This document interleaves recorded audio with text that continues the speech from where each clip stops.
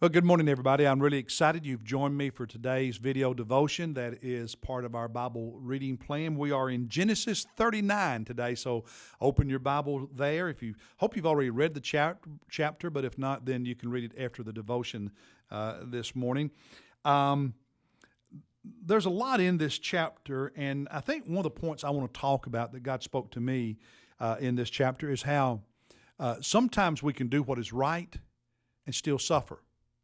I know sometimes people think if I do what's right, things should go well.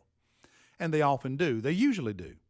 But it's also true that you can do what is right and have problems in life. You're going to have problems anyway, but just because something bad happens doesn't mean God has abandoned you.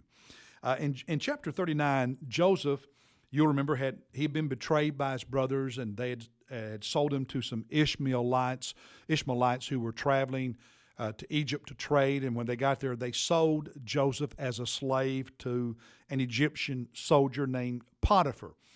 And Potiphar was so impressed with Joseph over time that he made him the chief steward of his house. In other words, he put him in charge of all his other servants, other slaves, over all of his household affairs, and all of the supplies and possessions that were a part of his house. And we're told in this chapter that Joseph was a very handsome young man. And Potiphar's wife took a liking to him. She made several sexual advances toward him. Each time he resisted, he refused, turned her down. And then on one occasion, when he was in the house alone, she made an advance at him. He resisted again, but as he was fleeing and leaving the house, which was the smart thing to do, she grabbed a piece of his clothing, held on to it, eventually showed that to her husband and said, "Joseph attacked me," and Potiphar became angry and threw Joseph in jail, in prison. So here he is, this young man who's been betrayed by his brothers, and he's a slave. So to Potiphar elevates him. He's still a slave, but he's elevated and a little bit better off than most of the slaves. And he does what's right. In fact, when she made these sexual advances at him in chapter 39, verse 8, if you want to look at it in your Bible, it says, "But he, Joseph, refused." He did not give in to her advances, and said to his master's wife, "Behold, with me here my master does not concern himself with anything in the house, and he has put all that he owns in my charge. There is no one greater in this house. No one is above me in this house except my master Potiphar, and he has withheld nothing from me. I've got all the advantages I could want as a slave, except you, because you are his wife. How then, notice this, how then could I do this great evil and sin against God?" So here's Joseph when he's propositioned by Potiphar's wife. He knows it's a sin. He knows it's evil. It's wrong. It would be a betrayal of Potiphar. It would be a betrayal of God, and he does what's right. And yet, even though he does what's right, he ends up in prison.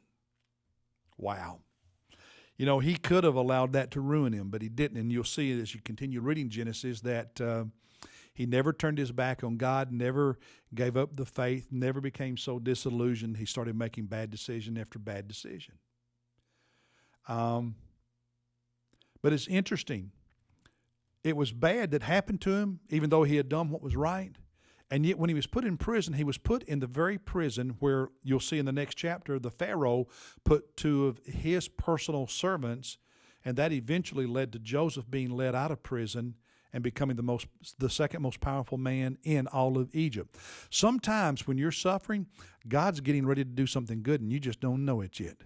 So yes, you may suffer when you do what is right, but keep trusting God, because God is not through with you. He's got stuff on the other side.